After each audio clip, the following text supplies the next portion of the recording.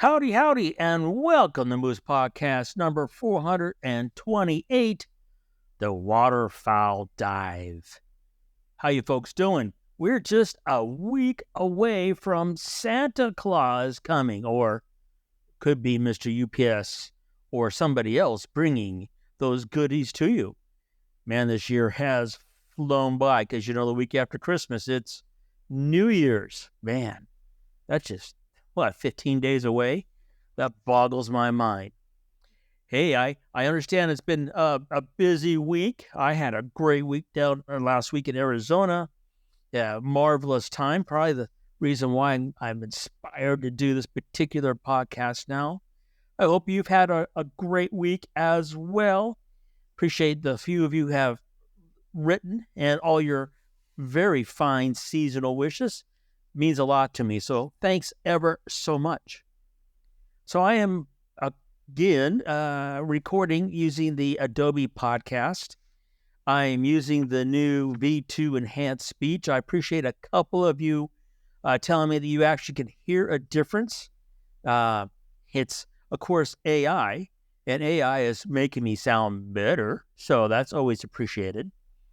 Remember, you can find more information on the blog post for the podcast, which includes a photograph that supports what I'm talking about. Other links, like last week, their link was there for the Z6 III settings that I had updated. Some other good stuff. And remember, over on Spotify, we can have a conversation. You can listen, stream the podcast. You can make comments, ask questions. I'm here to help you any way I can, and that's just a natural way of reaching me. Now, as you can hear, I'll probably cough it more than once during this. My apologies. I had laughed so much previous week at the Nikon Ambassador Summit that I actually came home and had lost some of my voice, which is now kind of coming back, but every so often I do have a wheeze or a cough, so my apologies.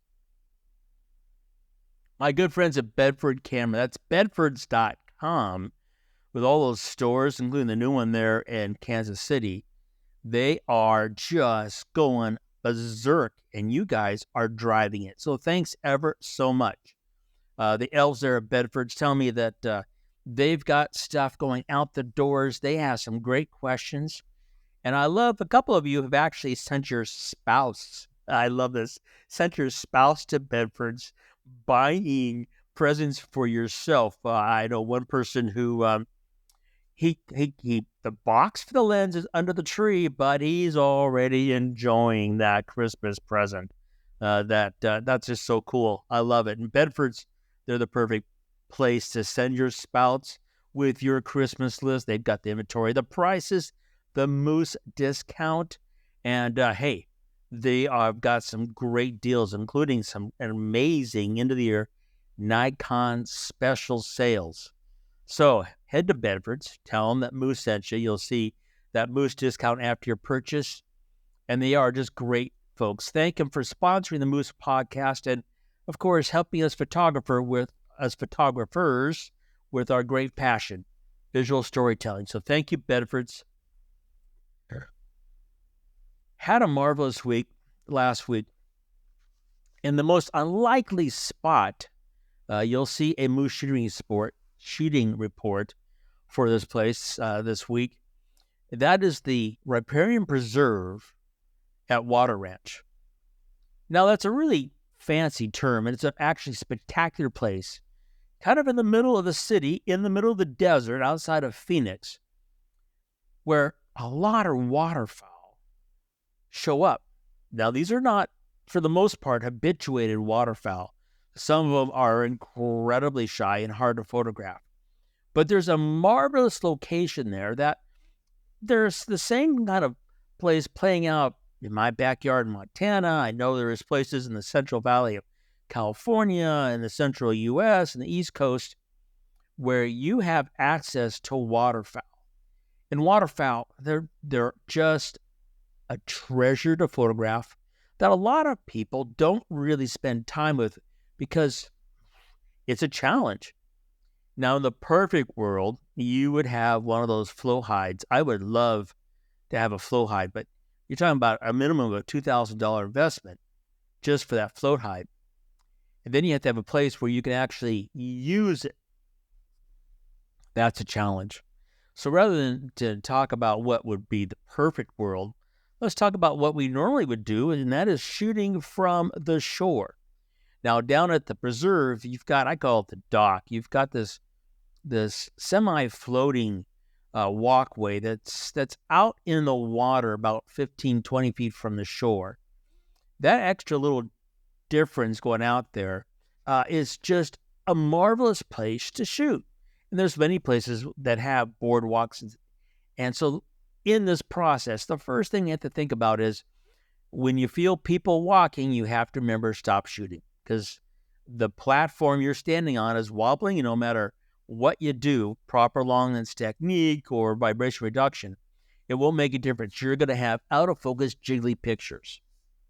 Now let's just kind of go down and start from the very beginning of this process and think about this. So the first thing we have to do is we've got to determine the gear that we want to shoot with, and that's a challenge. The old adage really works out here, right? If you don't go out with your longest lens, you'll come back short. Now, I know of a couple places in the San Francisco Bay Area that you can shoot waterfowl pretty effectively with a 70 to 200, or like a 7200 with a 2X on it. But those locations are kind of rare, but you'll have to start doing some basic homework. Now, the preserve down here is a reclamation set of ponds. There's 6 big ponds. And there are many locations throughout the U.S. where the reclamation ponds, the sewage treatment plants, allow you to go out there and photograph the birds on them. There's a marvelous one in Lincoln City, Oregon. There's a great one down in Southern California, Irvine, the San Joaquin River Preserve. These locations bring in waterfowl. Right now is a great time to do it. Fall and winter, really in the spring. They tend to come down from their migration, and they find these ponds. That's where they winter. You can find some real rarities. So you want to work with what gear you have.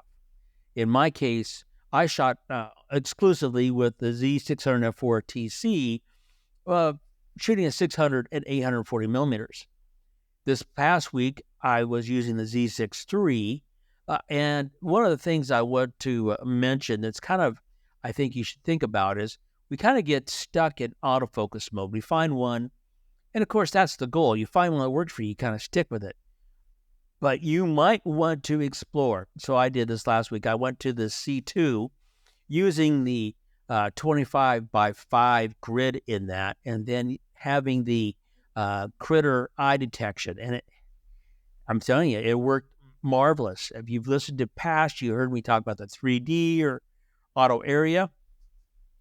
In this case, waterfowl, that mode worked great. Now, okay, so I'm on a tripod, long lens, body, shooting continuous high. Now you have to start photographing the birds. First thing to keep in mind is that when you first arrive either on the shoreline or on the boardwalk or the dock in this case, that the bird's natural response is to move away from you. And there's nothing more challenging to photograph than a true mallard duck.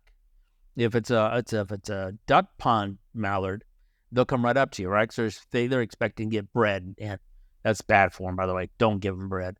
If it's a real mallard, that's probably one of the hardest birds of all birds to get close to.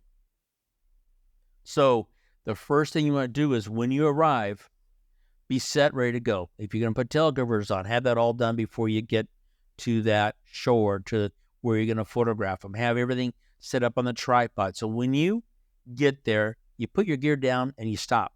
You're done. And then you wait. How long? A minimum of 10 minutes. Give them at least 10 minutes to get used to your presence. And some places you'll have to realize that you've got people, you've got dogs, other things will go by. Every time they do, that clock kind of will get set again. So just take a deep breath. Now, when do you want to go? I highly recommend the first couple hours of sunrise and then the last couple hours before sunset. You don't want that water really burnt out, so the sun's too high on the skyline. You're going to have to deal with really some hard light. And the beautiful plumage of ducks, waterfowl, you really want that soft light. So within that first couple hours, sunrise, my favorite time to photograph waterfowl, I'm typically going to set myself up so as I look at the ducks, the sun is either on my back or on my side at worst.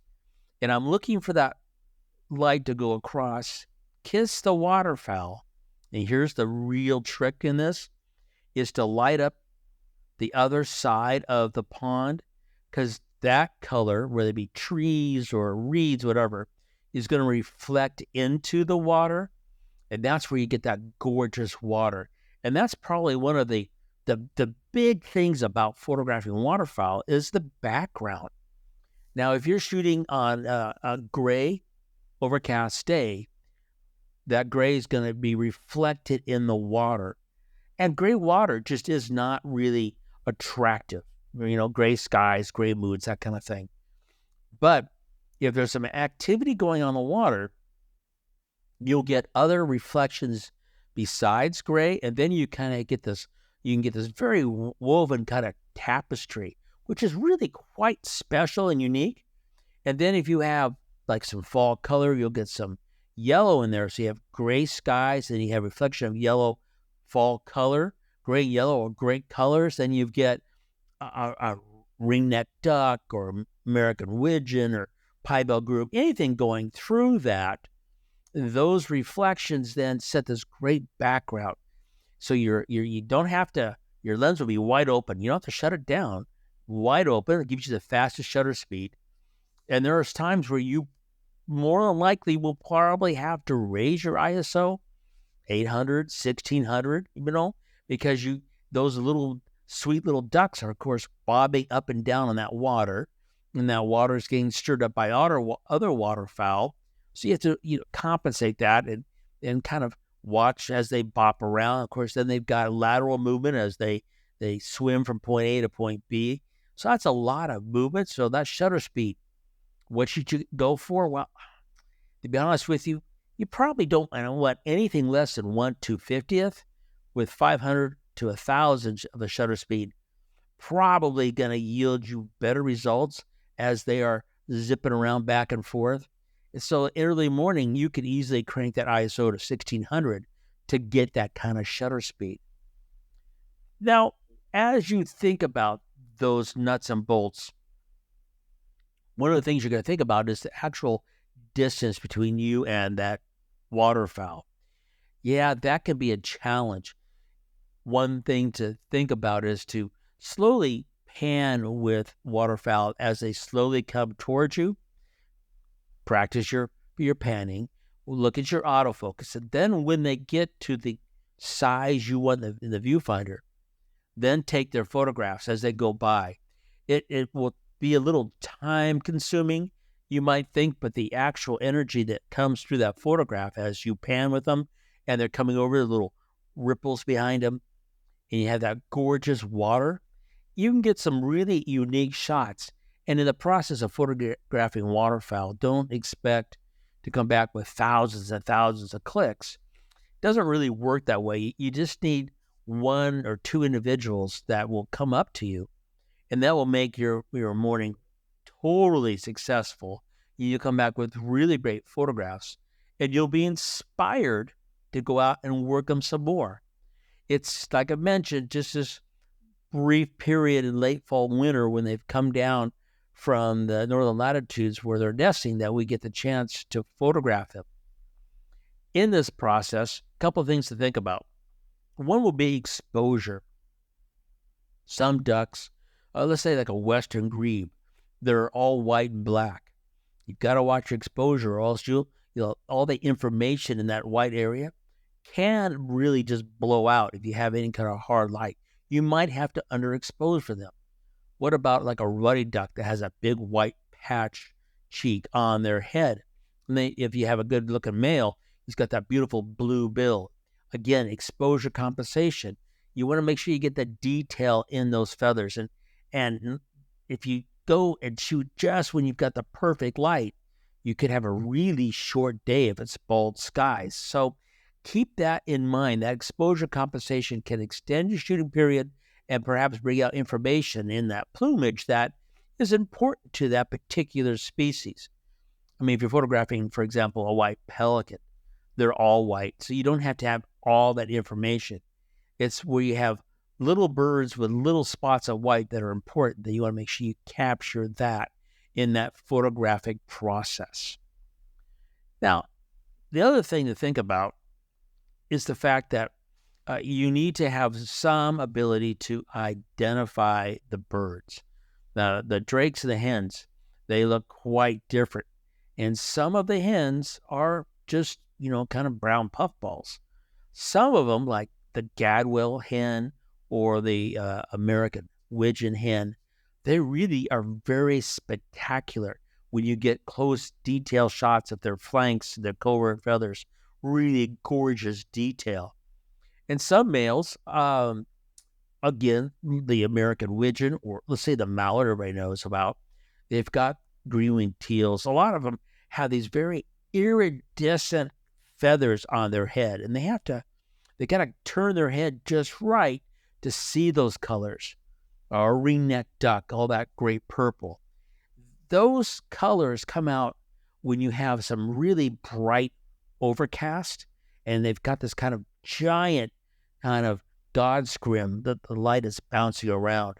So there's times where you say, oh, it's gray skies. Maybe I shouldn't go out. But if you've done a little, maybe ahead of time research, and you see these species on the water, you might say, oh, now is the perfect time rather than not the time.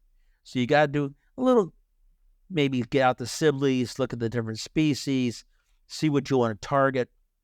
And if you really want to up your game and really make some really amazing shots, one of the big challenges that I like to do is to find shots where I have both the male and female in the same frame. And as soon as you do that, you then have to close your lens down to have more depth of focus.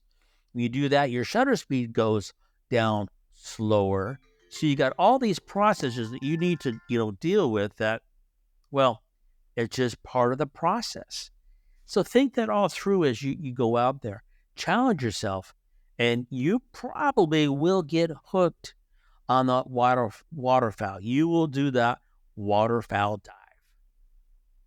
You folks have a great week. Appreciate you stopping on by. And remember to make every click your story.